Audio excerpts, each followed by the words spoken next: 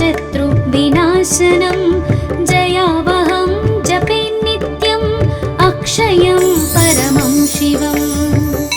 सर्वमङ्गलमाङ्गल्यं सर्वपापप्रणाशनं चिन्ताशोकप्रशमनम् आयुर्वर्धनमुत्तमम्।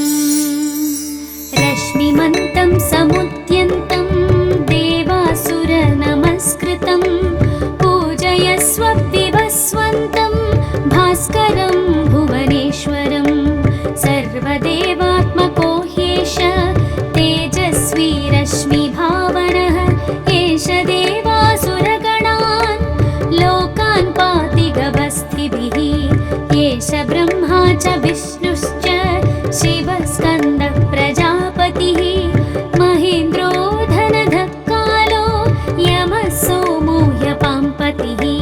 पितरो वसवः साध्या यश्विनौ मरुतो मनुः वायुर्वह्निः प्रजाप्राणः ऋतुकर्ता प्रभाकरः।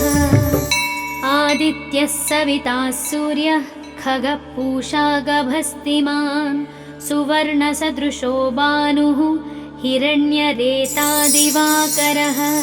हरितश्वः सहस्राक्षी सप्तशक्तिर्मरीचिमान् तिमिरोन्मन्थनशम्भुः त्वष्टा मार्ताण्डकोशुमान्। हिरण्यगर्भः शिशिरः तपनो भास्करो रविः अग्निगर्भोदितेः पुत्रः शङ्खः शिशिरनाशनः।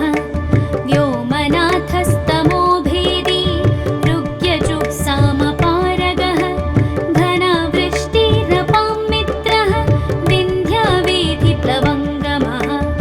आतपी मण्डली मृत्युः पिङ्गलः सर्वतापनः कविर्विश्वो महातेजा रक्तः सर्वभवोद्भवः। नक्षत्रग्रहताराणाम् अधिपो विश्वभावनः तेजसामपि तेजस्वी द्वादशात्मन्नमोऽस्तु ते। नमः पूर्वाय गिरये पश्चिमायात्रये नमः ज्योतिर्गणानां पतये दीनाधिपतये नमः। जयाय जयभद्राय हर्यश्वाय नमो नमः। नमो नमः सहस्रांशो आदित्याय नमो नमः। नमः उग्राय वीराय सारंगाय नमो नमः। नमः पद्मप्रबोधाय मार्ताण्डाय नमो नमः। ब्रह्मेशानाच्युतेशाय सूर्यायादित्यवर्चसे भास्वते सर्वभक्षाय रौद्राय वपुषे नमः। तमोघ्नाय हिमघ्नाय शत्रुघ्नायामितात्मने कृतघ्नघ्नाय देवाय ज्योतिषां पतये नमः।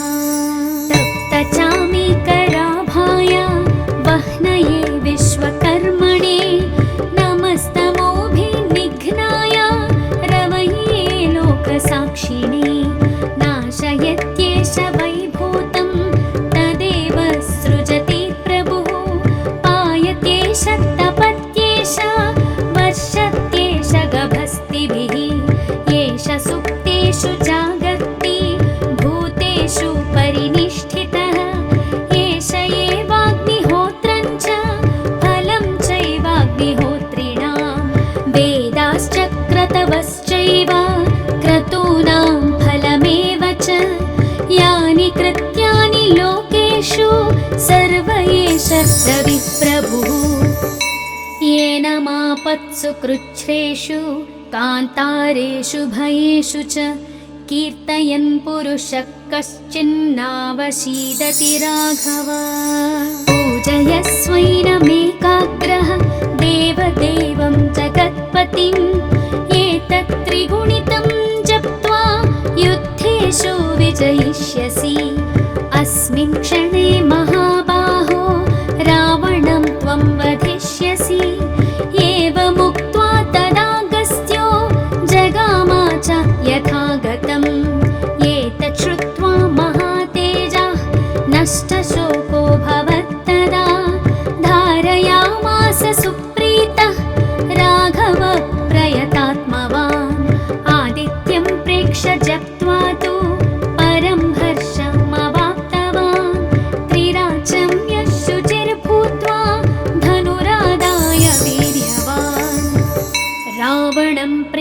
हृष्टात्मा युद्धाय समुपागमत् सर्वयत्नेन महता वधे तस्य धृतोऽभवत्।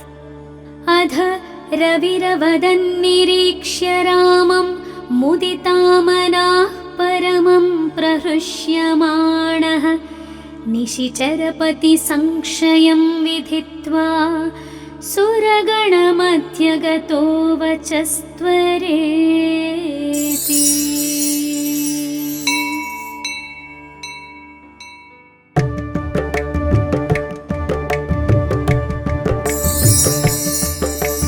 ततो युद्धपरिश्रान्तं समरे चिन्तया स्थितं रावणाञ्चाग्रतो दृष्ट्वा युद्धाय समुपस्थितं दैवतैश्च समागम्य द्रष्टुमभाग्यतोरणम् उपागम्याब्रवीद् रामम् अगस्त्यो भगवान् ऋषिः। राम राम महाबाहो शृणु गुह्यं सनातनं येन सर्वान् नरीन् वत्सा समरे विजयिष्यसि। आदित्यहृदयं पुण्यं सर्वशत्रुविनाशनं जयावहं जपे नित्यम् अक्षयं परमं शिवम्। सर्वमङ्गलमाङ्गल्यं सर्वपापप्रणाशनं चिन्ताशोकप्रशमनम् आयुर्वर्धनमुत्तमम्। रश्मिमन्तं समुद्यन्तं देवासुरनमस्कृतं पूजयस्व विवस्वन्तं भास्करं भुवनेश्वरं। सर्वदेवात्मको ह्येष तेजस्वी रश्मिभावनः एष देवासुरगणान् लोकान् पाति गभस्तिभिः। एष ब्रह्मा च विष्णुश्च शिवस्कन्दः प्रजापतिः महेन्द्रो धनधः कालो यमः सोमो ह्यपाम्पतिः। पितरो वसवः साध्या यश्विनौ मरुतो मनुः वायुर्वह्निः प्रजाप्राणः ऋतुकर्ता प्रभाकरः। आदित्यः सविता सूर्यः खगः पूषा गभस्तिमान् सुवर्णसदृशो भानुः हिरण्यरेतादिवाकरः। हरितश्वः सहस्राक्षी सप्तसप्तिर्मरीचिमान् तिमिरोन्मन्थनशम्भुः त्वष्टा मार्ताण्डकोशुमान्। हिरण्यगर्भः शिशिरः तपनो भास्करो रविः अग्निगर्भोदितेः पुत्रः शङ्खः शिशिरनाशनः। व्योमनाथस्तमो भेदी ऋग्यजुःसामपारगः घनावृष्टिरपां मित्रः विन्ध्यावेधिप्लवङ्गमः। आतपी मण्डली मृत्युः पिङ्गळः सर्वतापनः कविर्विश्वो महातेजा रक्तः सर्वभवोद्भवः। नक्षत्रग्रहताराणाम् अधिपो विश्वभावनः तेजसामपि तेजस्वी द्वादशात्मन्नमोऽस्तु ते। नमः पूर्वाय गिरये पश्चिमायाद्रये नमः ज्योतिर्गणानां पतये दीनाधिपतये नमः। जयाय जयभद्राय हर्यश्वाय नमो नमः। नमो नमः सहस्रांशो आदित्याय नमो नमः।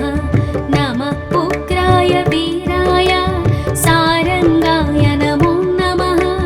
नमः पद्मप्रबोधाय मार्ताण्डाय नमो नमः।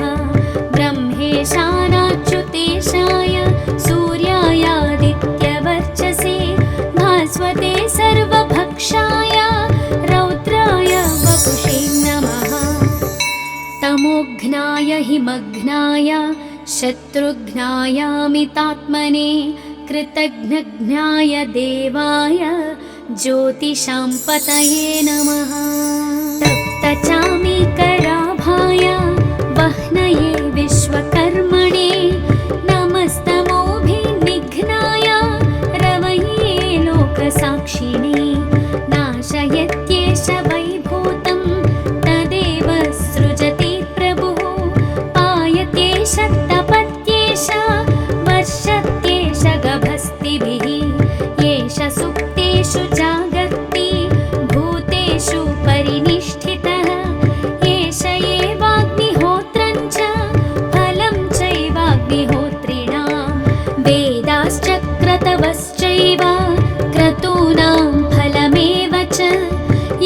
सर्वाणि कृत्यानि लोकेषु सर्व एष रविप्रभुः येन मापत्सु कृच्छ्रेषु कान्तारेषु भयेषु च कीर्तयन् पुरुषः कश्चिन्नावशीदति राघव पूजयस्वैनमेकाग्रः देवदेवं जगत्पतिम् एतत् त्रिगुणितं जप्त्वा युद्धेषु विजयिष्यसि अस्मिन् क्षणे महाबाहो रावणं त्वं वधिष्यसि एवमुक्त्वा तदागस्त्यो जगामा च यथागतम् एतत् श्रुत्वा महातेजः नष्टशोको भवत्तदा धारयामास सुप्रीतः राघव प्रयतात्मवान् आदित्यं प्रेक्ष्य जप्त्वा तु परं हर्षमवाप्तवान्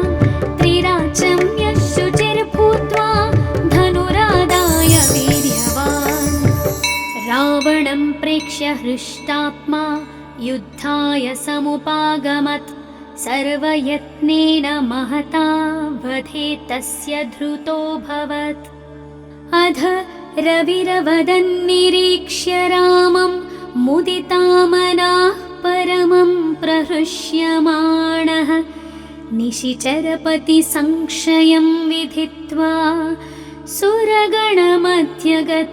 वचस्त्वरेति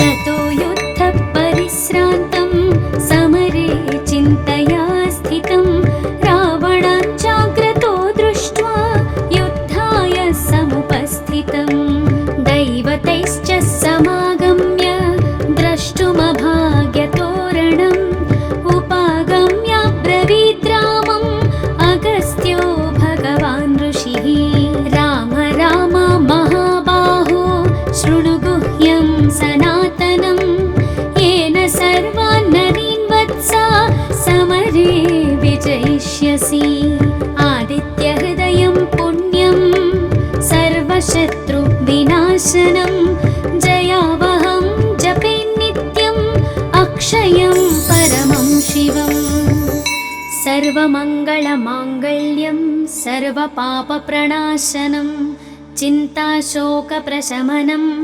आयुर्वर्धनमुत्तमम् रश्मिमन्तं समुद्यन्तं देवासुरनमस्कृतं पूजयस्व विवस्वन्तं भास्करं भुवनेश्वरं सर्वदेवात्मको ह्येष तेजस्वी रश्मिभावनः एष देवासुरगणान् लोकान् पाति गवस्थिभिः एष ब्रह्मा च विष्णुश्च शिवस्कन्दः प्रजापतिः महेन्द्रो धनधः कालो यमः सोमो ह्यपाम्पतिः पितरो वसवः साध्या यश्विनौ मरुतो मनुः वायुर्वह्निः प्रजाप्राणः ऋतुकर्ता प्रभाकरः आदित्यः सविता सूर्यः खगः पूषा गभस्तिमान्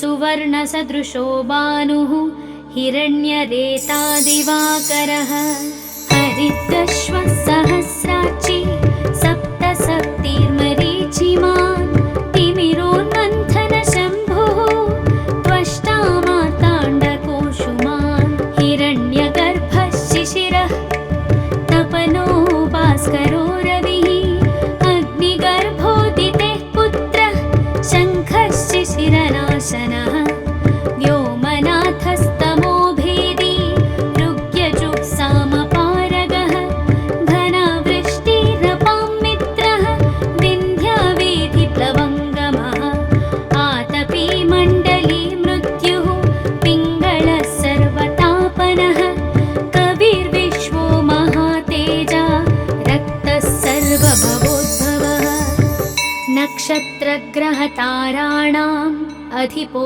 विश्वभावनः तेजसामपि तेजस्वी द्वादशात्मन्नमोऽस्तु ते नमः पूर्वाय गिरये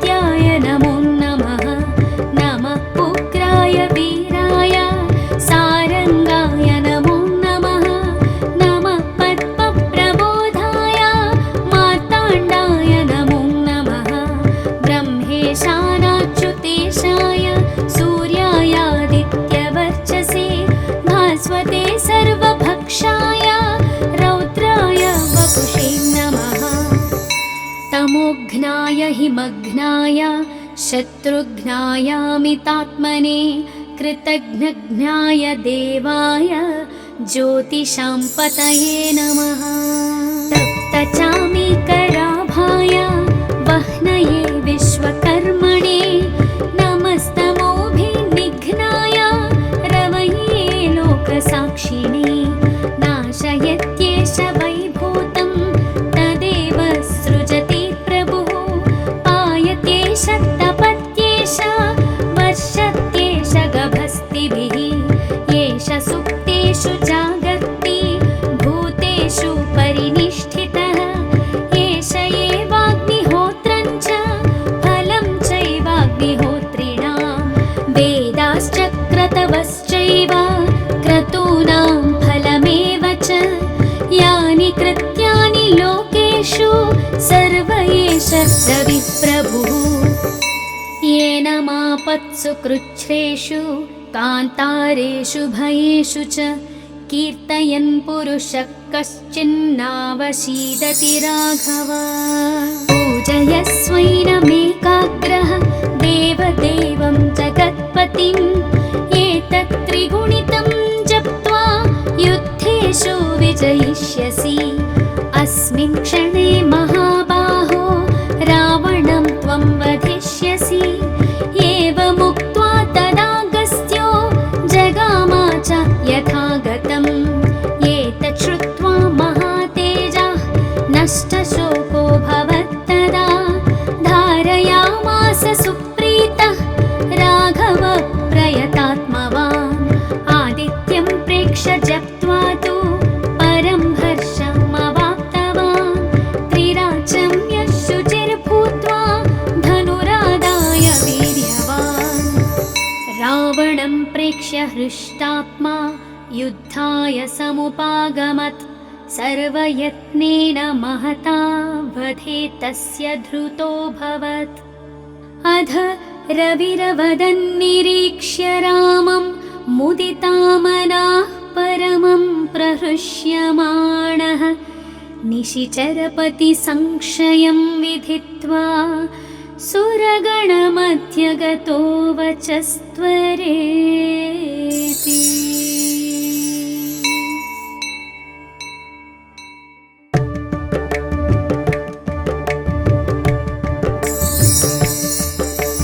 ततो युद्धपरिश्रान्तं समरे चिन्तया स्थितं रावणाञ्चाग्रतो दृष्ट्वा युद्धाय समुपस्थितं दैवतैश्च समागम्य द्रष्टुमभाग्यतोरणम् उपागम्य ब्रवीद् रामम् अगस्त्यो भगवान् ऋषिः राम राम महाबाहो शृणु गुह्यं सनातनं येन सर्वान् नरीन् वत्सा समरे विजयिष्यसि आदित्यहृदयं पुण्यं सर्वशत्रुविनाशनं जयावहं जपे नित्यम् अक्षयं परमं शिवम् सर्वमङ्गलमाङ्गल्यं सर्वपापप्रणाशनं चिन्ताशोकप्रशमनम् आयुर्वर्धनमुत्तमम् रश्मिमन्तं समुद्यन्तं देवासुरनमस्कृतं पूजयस्व विवस्वन्तं भास्करं भुवनेश्वरं सर्वदेवात्मको ह्येष तेजस्वी रश्मिभावनः एष देवासुरगणान् लोकान् पाति गभस्तिभिः एष ब्रह्मा च विष्णुश्च शिवस्कन्दः प्रजापतिः महेन्द्रो धनधः कालो यमः सोमो ह्यपाम्पतिः पितरो वसवः साध्या यश्विनौ मरुतो मनुः वायुर्वह्निः प्रजाप्राणः ऋतुकर्ता प्रभाकरः आदित्यः सविता सूर्यः खगः पूषा गभस्तिमान् सुवर्णसदृशो भानुः हिरण्यरेता दिवाकरः हरितश्वः सहस्राक्षी सप्तसप्तिर्मरीचिमान् तिमिरोन्मन्द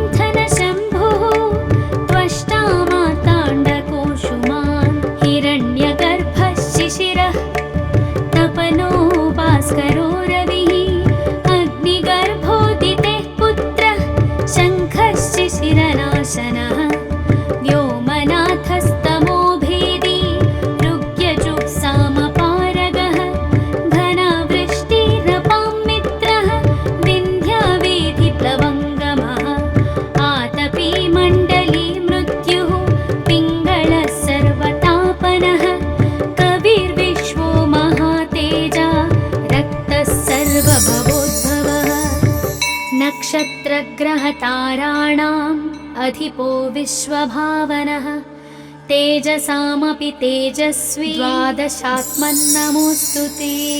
नमः पूर्वाय गिरये पश्चिमायात्रये नमः ज्योतिर्गणानां पतये दीनाधिपतये नमः जयाय जयभद्राय हर्यश्वाय नमो नमः। नमो नमः सहस्रांशो आदित्याय नमो नमः। नमः उग्राय वीराय सारंगाय नमो नमः। नमः पद्मप्रबोधाय मार्ताण्डाय नमो नमः।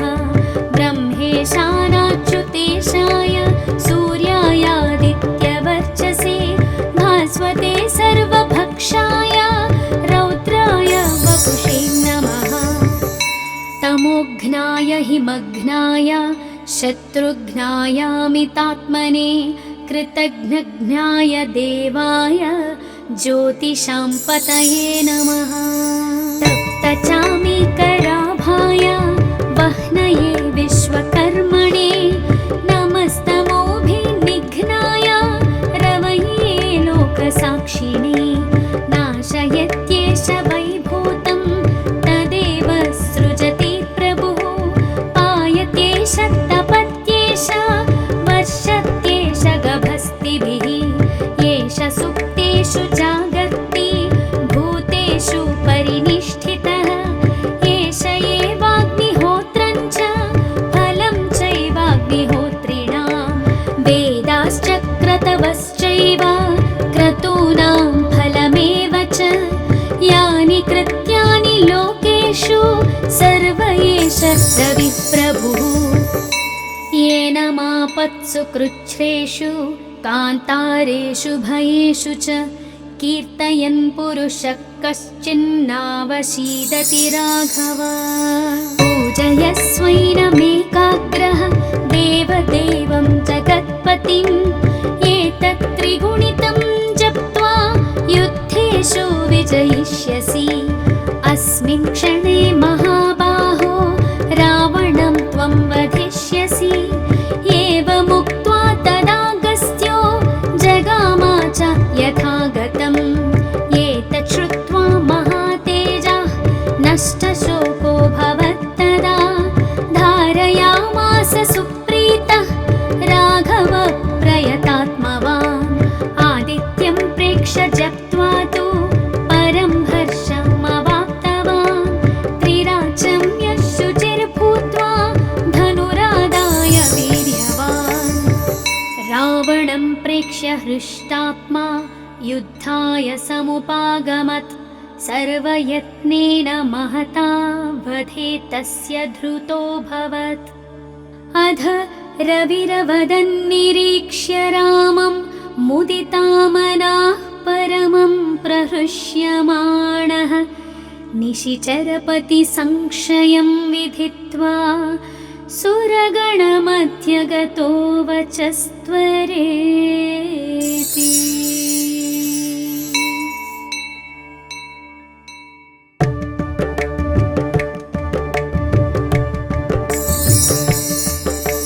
ततो युद्धपरिश्रान्तं समरे चिन्तया स्थितं रावणाञ्चाग्रतो दृष्ट्वा युद्धाय समुपस्थितं दैवतैश्च समागम्य द्रष्टुमभाग्यतोरणम् उपागम्य ब्रवीद्रामम् अगस्त्यो भगवान् ऋषिः। राम राम महाबाहो शृणु गुह्यं सनातनं येन सर्वान् नरीन् वत्सा समरे विजयिष्यसि। आदित्यहृदयं पुण्यं सर्वशत्रुविनाशनं जयावहं जपे नित्यम् अक्षयं परमं शिवम्। सर्वमङ्गलमाङ्गल्यं सर्वपापप्रणाशनं चिन्ताशोकप्रशमनम् आयुर्वर्धनमुत्तमम्। रश्मिमन्तं समुद्यन्तं देवासुरनमस्कृतं पूजयस्व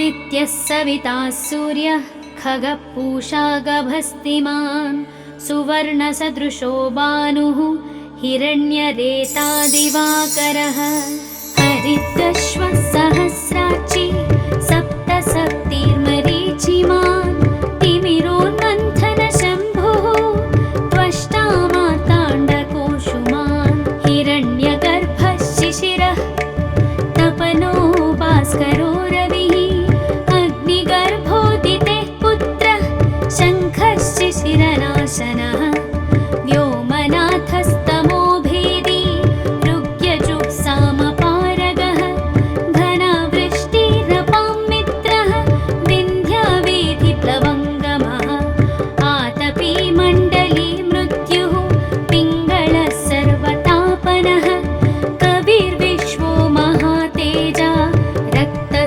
सर्वभवोद्भवः नक्षत्रग्रहताराणाम् अधिपो विश्वभावनः तेजसामपि तेजस्वी द्वादशात्मन्नमोऽस्तु ते नमः पूर्वाय गिरये पश्चिमायाद्रये नमः ज्योतिर्गणानां पतये दीनाधिपतये नमः जयाय जयभद्राय हर्यश्वाय नमो नमः नमो नमः सहस्रांशो आदित्याय नमो नमः नमः उग्राय वीराय सारङ्गाय नमो नमः नमः पद्मप्रबोधाय मार्ताण्डाय नमो नमः ब्रह्मेशानाच्युतेशाय सूर्यायादित्यवर्चसे भास्वते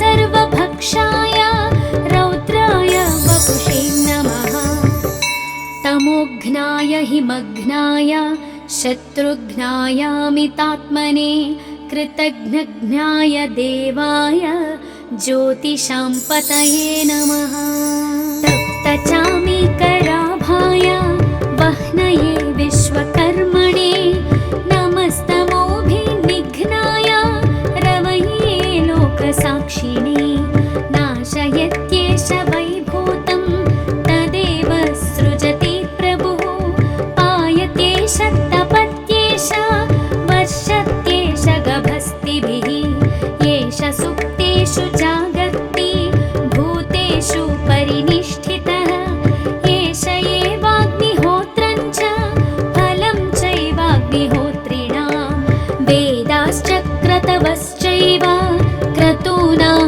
फलमेव च यानि कृत्यानि लोकेषु सर्व एष रविप्रभुः येन मापत्सु कृच्छ्रेषु कान्तारेषु भयेषु च कीर्तयन् पुरुषः कश्चिन्नावशीदति राघव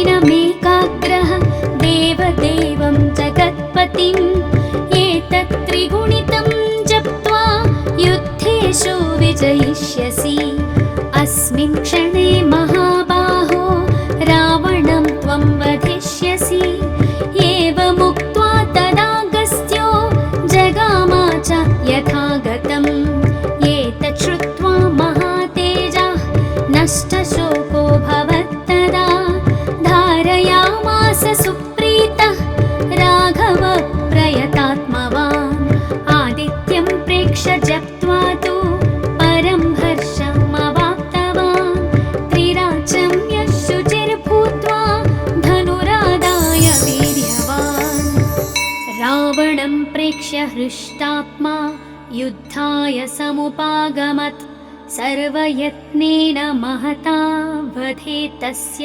धृतोऽभवत् अध रविरवदन्निरीक्ष्य रामं मुदितामनाः परमं प्रहृष्यमाणः निशिचरपतिसंशयं विधित्वा सुरगणमध्यगतो वचस्त्वरेति।